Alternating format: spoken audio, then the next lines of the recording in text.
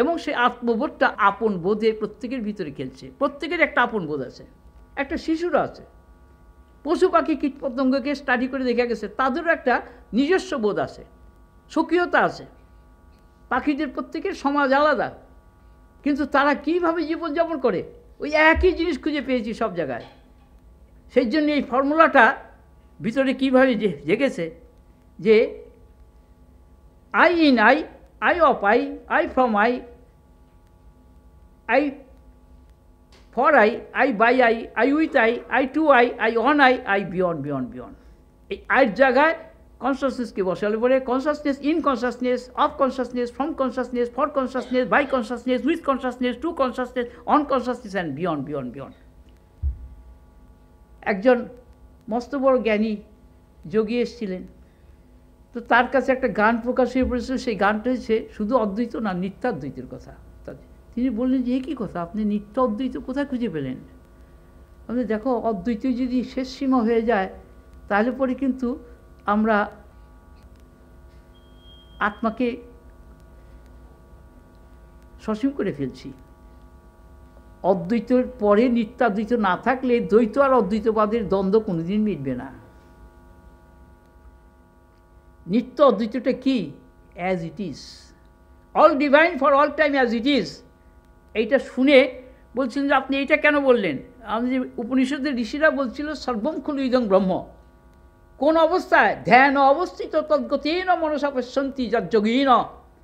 যোগীরা ধ্যান অবস্থিত অবস্থায় সেই আত্মাকে অবস্থান করছিল। ধ্যান ছাড়া অন্য সময় কি তাহলে আত্মবোধ নাই? সেইটা এই আত্মা স্বয়ংই সমাধান করে দিলেন না, for all time as it is, সর্ব অবস্থা আত্মা আত্মাই আছে।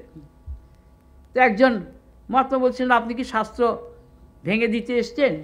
আমি যে না, আমি নিত্যযোগে প্রতিষ্ঠিত, নিত্যযোগ হয়েই চলছে। বৃংহন ধাতু স্ট্যাটিক নয়, ব্রহ্ম এবার এক্সপ্যান্ডিং, তার মানে অখণ্ড কখনো খণ্ড হইতে পারে না। খণ্ডরূপে প্রতিভাত হলেও সেটা হচ্ছে আভাস। আভাসে আমি সসীম শান্ত, কিন্তু স্বরূপে আমি অখণ্ড অনন্ত।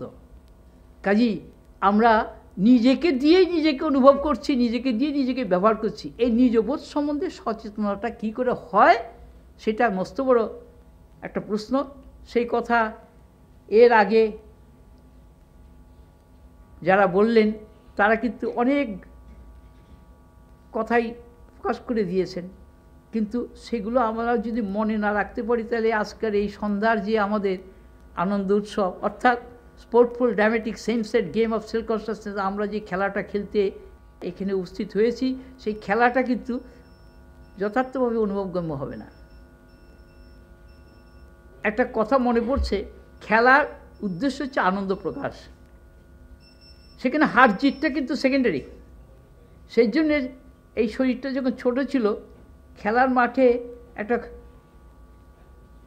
ফুটবল ম্যাচ হচ্ছিল, তো এক পক্ষে ছিল, তো দুদিন যাবত ড্র হচ্ছে, খেলার মীমাংসা হচ্ছে না। তৃতীয় দিনে এ নিজের গোলেই গোল দিয়ে লাফাতে আরম্ভ করলো। তো একে মারার জন্য সবাই যখন তাড়া করছে, অসম্ভব ছুটতে পারতো, এখনও অসম্ভব ছুটতে পারে। মানে ফার্স্ট বারে কি বলবো, ভিতরে আমি তো ছুটি না, যে ছোটে সে তো সর্বত্রই বিরাজমান, কাজেই তার তো কোনো আদি অন্ত নাই, বিগিনিং এন্ড নাই। যাই হোক, তো তারা আমাকে ধরতে পারেনি। পরে আমাকে প্রশ্ন করলো তুই গোলটা নিজের গোলে দিলি কেন? আমি যে আনন্দ করার জন্য।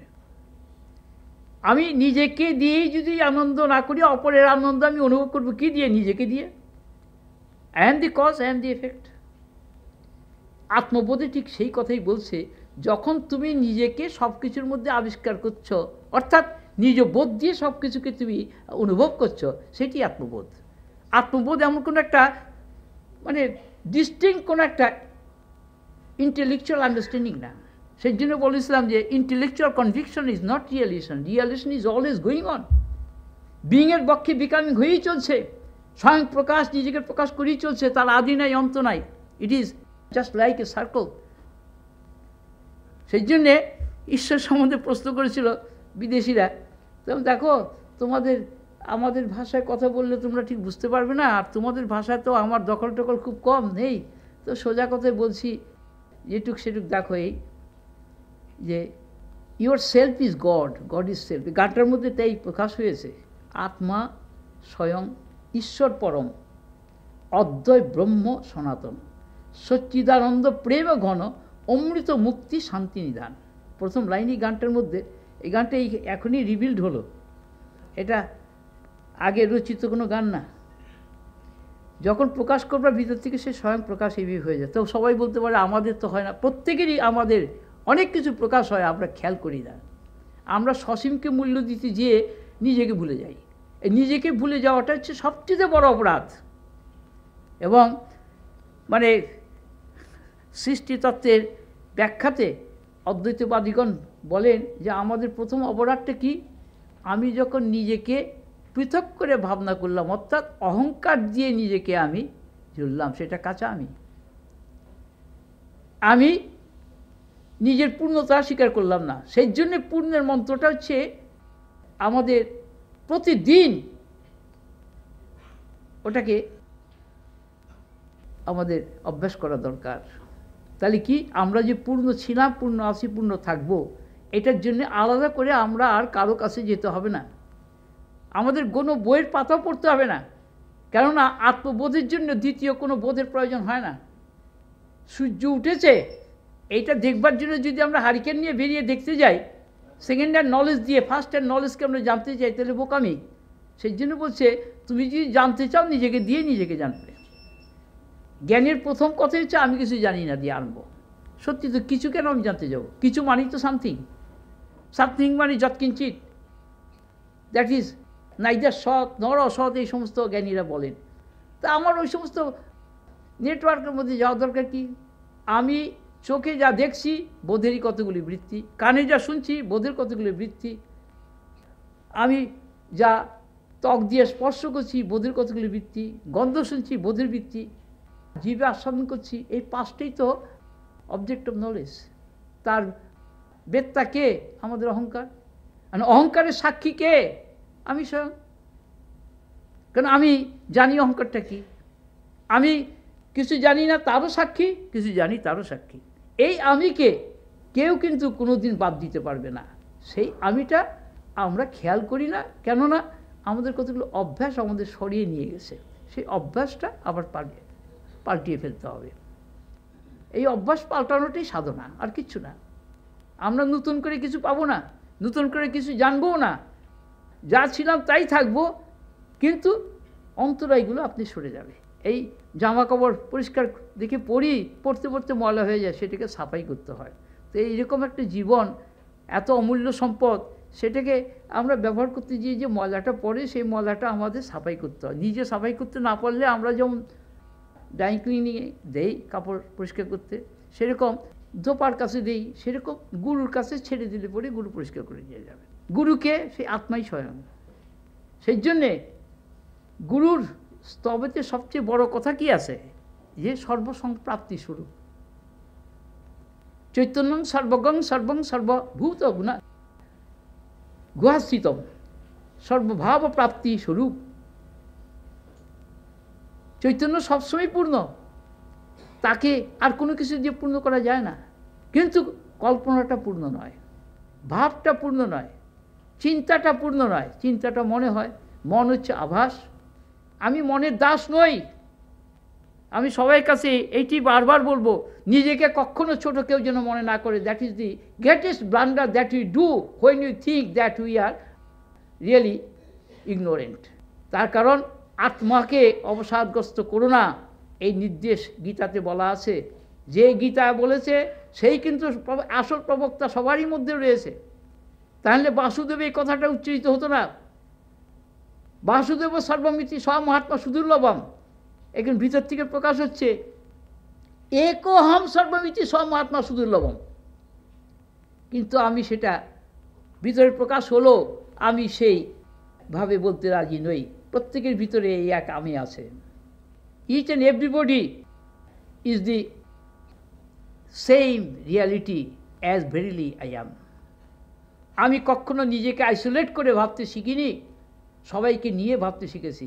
If there is any universe, I am. If there is any duality, I am. If there is any relativity, I am. And I am verily the unity and identity with the absolute reality. তত্ত্বমসি, তুমিও তাই। কোনো আত্মজ্ঞ পুরুষ কাউকে degrade করবে না, করতে পারে না, তাহলে আত্মজ্ঞ পুরুষ হয় না। কিন্তু আমাদের ধর্মজগতে অনেক গ্রেডেশনের কথা বলা হয়েছে, সেটা স্বভাবের। সেই জন্যে অর্জুনকে বলা হয়েছে ত্রৈগুণ্য বিষয় বেদা, নিস্তৈগুণ্য ভব অর্জুন। অর্জুন, তুমি নিস্তৈগুণ্য হও, সত্য সংস্থা হয়। কেননা এই তিন গুণের বেদে সেইখানে নানান রকম ক্রিয়া কর্মকাণ্ড, আশা, নানান রকম কামনা বাসনা, অনেক কিছু নিয়ে জড়িয়ে আছে। তুমি ওই জটের থেকে সরে এসো। আমি তোমাকে সহজ কথা বলছি, মন মনা ভব মদ ভক্ত মন ত্যাজি বাং নমস্কুরু। এই যে মাম একং শরণং ব্রজ, মাম একং শব্দের অর্থ কি? একটা মাত্র আমি শরণ নাও। গীতা একখানা নয়, অনেক গীতা আছে। আমাকে একজন নিয়ে এসেছিলেন কতগুলো গীতা। বলি, বাবা আমি তো পড়তে জানি না, তোমরা পড়ে শোনাও, আমি শুনি। বলে যে আমি পড়লে পরে আপনার, যে না, তোমরা পড়লে পরে আমার আনন্দ হবে। কেন? তোমাদের মধ্যে তো আমি আছি। আমি এই শুধু এই দেহটার মধ্যে থেকে এত সসীম হতে আমি রাজি নই। I am not so much intelligent enough to confine my self only within this individual person or body. I am to respect myself, I must respect one and all, because the same I dwells in each and every individual. This is the august proclamation of the Supreme Divine Self. আত্মাই প্রকাশ করছে নিজের মহিমা। কি? এক অহম দ্বিতীয় নাস্তি। সেই এক কে? তুমিই স্বয়ং। কি অপূর্ব! এর চেয়ে বড় বাণী, আশীর্বাদ এবং সত্য কথা বলতে দ্বিতীয় কিছু আছে কিনা আমার জানা নেই। যখন কেউ আসে এর কাছে, তাকে আমি আপন বলি বরণ করে নিই। সেই জন্য আপন বোধের মহিমা ভিতরে এত খেলেছে, সেইটি প্রকাশ হয়ে পড়েছে আপন বোধ গ্রন্থটার ভিতরে। হ্যাঁ, এখন কেন না, বর্তমানে আমরা বড় ভুলের মাসুল দিয়ে বেড়াচ্ছি। এই ভুলগুলো নিজেরা করছি বলেই নিজেরা কষ্ট পাচ্ছি।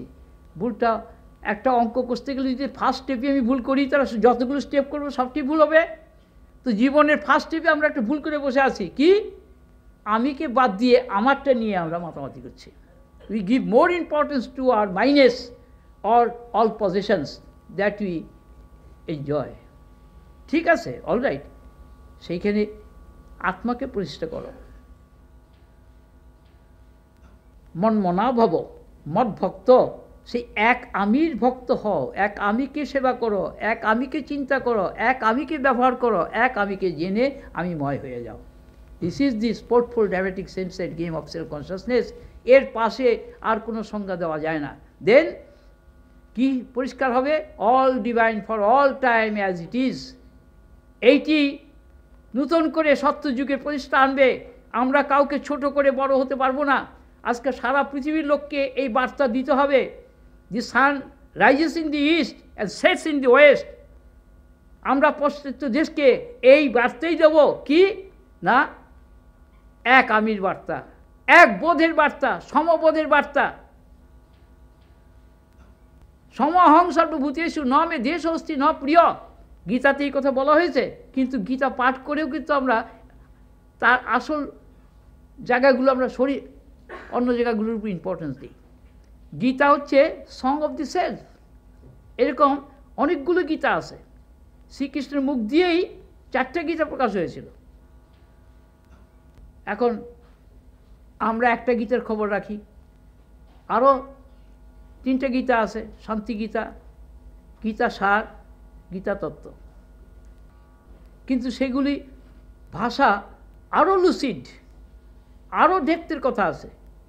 আমরা এই গীতেই বুঝি না আমরা কেউ। আমরা মুখস্থ করি কিন্তু হৃদয়স্থ হয় না। অর্থাৎ মুখে মা, অন্তরে সিনেমা। মাকে আমরা অন্তরে প্রতিষ্ঠা করতে পারছি না, অথচ মা স্থানীয় হচ্ছে হৃদয়ে। হৃদয়ে এব সর্বভূতানাং ঈশ্বর তিষ্ঠতি, আত্মা তিষ্ঠতি, ব্রহ্ম তিষ্ঠতি, হৃদয় ক্ষেত্র। অথচ সেই হৃদয় বলতে গেলে আমরা বুঝি আমাদের দেহের ভিতরে হৃদয় বলতে হার্ট। হ্যাঁ, ইংরেজিতে হার্টই বলে বটে, কিন্তু হৃদয়টা হচ্ছে all pervading existence of our being. সেই জন্য চৈতন্য মাথার থেকে পা পর্যন্ত সব জায়গায় আছে। যদি এক জায়গায় শুধু চৈতন্য মানে জমা হয়, তাহলে সে আমরা বিকারগ্রস্ত হয়ে যাব। সর্বত্র আমরা সুস্থ কখন? সবার মধ্যে যখন সমভাবে প্রতিষ্ঠিত, তখন আমরা সুস্থ। তার আগে সুস্থ না। তাহলে কী করে হতে পারে? মেনে মানিয়ে চলা। অর্থাৎ ওই all divine for all time as it is মানতে হবে। অন্য মন্ত্র পাঠ করে আর সময় নষ্ট করার সময় নেই। আমাদের সবাইকে অ্যাকসেপ্ট করতে হবে, এমব্রেস করতে হবে। কিসে? এক বোধে, সমবোধে। That is the science of oneness. Knowledge of knowledge বলতে গেলে সায়েন্স অফ ওয়াননেস, অর্থাৎ oneness of knowledge, knowledge of ওয়াননেসকে মিন করে। এইটি হচ্ছে বেদান্তের কুইন্টিসেন্স, বেদান্তের সার। বেদান্ত কি বলছে? আত্মবোধের কথা বলছে। তত্ত্বমসি, তুমি সেই। তুমি নিজেকে ডিগ্রেড করো না। ন আত্মানং অবসাদের। আমরা অবসাদগ্রস্ত কখন করছি? নিজেকে বাদ দিয়ে আর যা কিছু ভাবনা করছি, তখন আত্মাকে অবসাদগ্রস্ত করছি। নিজেকে জুড়ে যদি করি কোনো ক্ষতি নাই। তাই জন্যে যুদ্ধক্ষেত্রে অর্জুনকে তাই বলা হয়েছিল যে তুমি এই বোধে যুদ্ধ করো, তাতে সমস্ত এই বিরোধী পক্ষকে ধ্বংস করলেও তোমার পাপ স্পর্শ করবে না। এত বড় আশ্বাসবাণী কী করে সম্ভব হতে পারে? যে না, আমি বোধে প্রতিষ্ঠিত থেকে তুমি যা করবে সবটা রেজাল্ট আমিতে এসে পৌঁছবে। That is the science of oneness.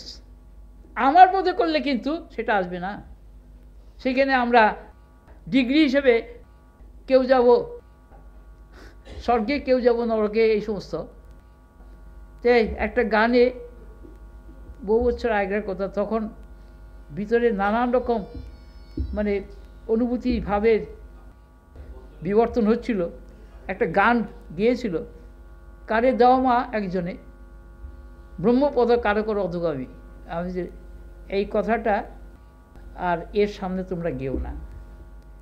আমি যেই মার খবর জানি সেই মার মধ্যে এই গ্রেডেশন নাই। তোমরা যেই মার কথা বলছো সেই মাটা হচ্ছে কল্পনার মা, সেই জন্য তোমরা গ্রেডেশন করছো। কিন্তু মা কখনো কল্পনার হয় না। মা হচ্ছে সবচেয়ে বাস্তব। কেন? মা আমিকে প্রকাশ করছে, মা ব্রহ্মা বিষ্ণুকে প্রকাশ করছে, মা ব্রহ্মকে ব্রহ্মরূপে প্রকাশ করছে। মা এক অক্ষরে মন্ত্র, এত বড় মন্ত্র আর নেই। এই মা শুধু একটা নারী মূর্তি নয়। That is the reality itself, being, becoming, যা বলো সব এই মা। তোমার পরিচয় সেই মা। আত্মা মানে মা, অতমা, তম নয়, চিৎ স্বরূপ, চিতি মাতা, সা এব সা পরাকাষ্ঠা। এবং চণ্ডী অনেকেই পাঠ করে পুজোর আগে। চণ্ডী পাঠ একটা আমাদের দেশে প্রচলিত নিয়ম। কি অপূর্ব ভাষা, মনকে মানে অন্য একটা রাজ্যে নিয়ে যায়, কিন্তু আমরা মনে ধরে রাখতে পারি না। এই মা যে সবসময় সাথে আছে, ভয় কি তোমার? মা আছে সাথে তোমার, কিন্তু ওই যে মনে থাকে না। আমরা মন্দিরে গিয়ে পূজা করি, কিন্তু চিতি মাতা নিজের ভিতরে চৈতন্যরূপে আছে, তাকে আমরা স্মরণ করি না। নিজের মা বাবাকে আমি দেবতা ভাবি না। সেই জন্য সংসারীদের বলছিলাম, তোমরা দেবতা পূজা যদি করতে চাও, নিজের মা আর বাবাকে আগে পূজা করো। যদি দোষ হয়, অপরাধ হয়, আমি লক্ষ জন্ম পাপ ভোগ করবো নরকে যেয়ে, তবু তোমরা আমার এই কথাটি শুনো। তোমরা এই ভুলটি করো না। মন্দিরে যা আমার ক্ষতি নেই, কিন্তু কাকে মন্দির বলে, কাকে আশ্রম বলে, সেটা একটুখানি জেনে যদি নাও, তাহলে কোনো ক্ষতি নাই। তোমার বাড়িটি হচ্ছে সবচেয়ে বড় আশ্রম। তোমার দেহটা হচ্ছে গ্রেটেস্ট মন্দির, টেম্পল। তোমার মন হচ্ছে গ্রেটেস্ট পূজারী। এবং তোমার ভিতরে যে বিশুদ্ধ বোধ সত্তা, সেই হচ্ছে তোমার ইষ্ট, আত্মা, ঠাকুর, মা, গুরু, আল্লাহ, খোদা, ব্রহ্ম, দি অ্যাবসলিউট। কেননা বিশুদ্ধ বোধ, উইজডম, মানে পিওর উইজডম ইজ অ্যাবসলিউট। সে কখনো কন্ডিশন হয় না, সে তোমার ভিতরে আছে, বাইরেও আছে, কারণ সেটা অখণ্ড। তাকে খুঁজতে যেতে হয় না, কি মানতে হয়। যেখানে ধরবে সেখানেই সে। এক বৈষ্ণব বাবা অনেক কথা শোনাচ্ছিল, শুনতে শুনতে বিভোর হয়ে গেছে। এ তো তখন সবাই বলতো এটা বেলে শিব। আল্লাহ বললেও সমাধিস্থ হয়, হরি বললেও সমাধিস্থ হয়, গুরু বললেও সমাধিস্থ হয়, কালী বললেও সমাধিস্থ হয়, মা বললেও সমাধিস্থ হয়, অহুর মাজদা বললেও সমাধিস্থ হয়। কি এটা? এই বেলে শিব মানে জল পড়লি গলে যায়। তা একজন সাধু বলছিল যে হ্যাঁ ये तो होता है, लेकिन ये तो दूसरा तो कोई उपमा नहीं मिलते हैं हमको, ये तो एक ही मिलते हैं उनको। তাহলে নেই, মানো তো তুমি হবে অমর, না মানো তো করো সমর। তুমি সংগ্রাম করো, না মানলে সংগ্রাম করতে হবে, আলটিমেটলি মানতেই হবে আমাদের। মানাটাই হচ্ছে আসল জ্ঞানের লক্ষণ। জ্ঞান সব কিছুকে মেনে নেয়, কেননা তদ অতিরিক্ত কিছু নেই। There is nothing else other than the consciousness itself. That is the base, that is the fundamental reality, that is the ultimate essence, that is the background of all. সেটা আমাদের সাথেই রয়েছে, আমরা তার মধ্যে মিশে আছি, কেউ বাদ নেই। কাউকে ছোট করে কিন্তু জ্ঞানের প্রকাশ হতে পারে না, সেটা অজ্ঞানের প্রকাশ। সেই জন্য বলছে ন আত্মানং অবসাদয়েৎ ঊর্ধ্বরেৎ আত্মনা আত্মানম। কোন আত্মা? বন্ধুর আত্মা, যে কি অবসাদগ্রস্ত হতে দেয় না, দ্বৈতকে কখনো স্বীকার করে না, নিজেকে কখনো ভুলে যায় না, এবং এই নিজ বোধ দিয়ে অপরের মূল্যবোধ, অপরকে মর্যাদা দিতে পারে, তা নাহলে দেওয়া যায় না।